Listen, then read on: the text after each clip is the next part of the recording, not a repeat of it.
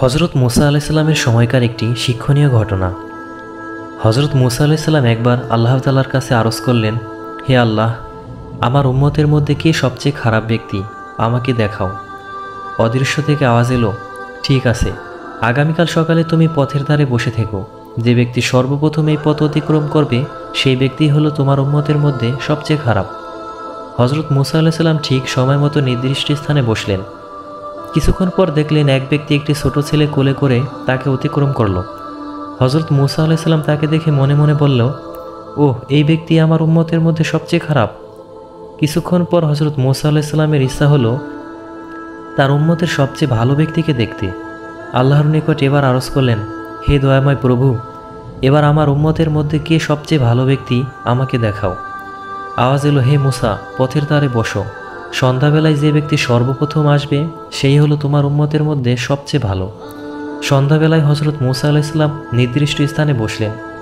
কিছুক্ষণ পর দেখলেন সকালের সেই ব্যক্তি ছোট ছেলেকে কোলে করে ফিরতি পথে আসছে। তাকে দেখে হজরত মুসা আলাইসাল্লাম অত্যন্ত অবাক হলেন এবং গভীর চিন্তায় পড়ে গেলেন। হজরত মুসা আলাইসাল্লাম আল্লাহর নিকট আরজ করলেন, হে দয়াময় প্রভু, আমি এ কী দেখতেছি? সকালে যে সবচেয়ে খারাপ ছিল সন্ধ্যায় সে কীভাবে সবচেয়ে ভালো ব্যক্তি হয়ে গেল?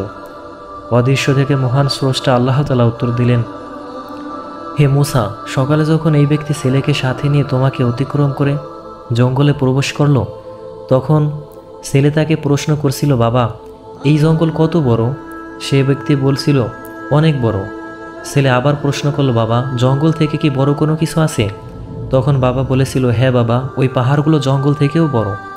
ছেলে পুনরায় প্রশ্ন করল, পাহাড় থেকে কি বড় কিছু আছে? বাবা বলল, আছে, এই আকাশ।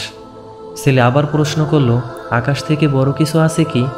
সে ব্যক্তি বলল, হ্যাঁ বাবা, আমার পাপ এই আকাশ থেকে অনেক বড়। ছেলে আবার এই উত্তর শুনে বলল, বাবা, তোমার পাপ থেকে বড় কি কোনো কিছু নেই? তখন সেই ব্যক্তি চিৎকার দিয়ে কান্না করে লজ্জিত হয়ে গম্ভীর সুরে বলল, আছে বাবা, আমার পাপ থেকেও আল্লাহ তাআলার রহমত অনেক বড়। হে মুসা, এই ব্যক্তির পাপের অনুভূতি ও অনুশোচনা আমার এত পছন্দ হয়েছে যে তোমার উম্মতের সবচেয়ে খারাপ ব্যক্তিকে সবচেয়ে ভালো ব্যক্তি বানিয়ে দিয়েছি। আল্লাহু আকবার।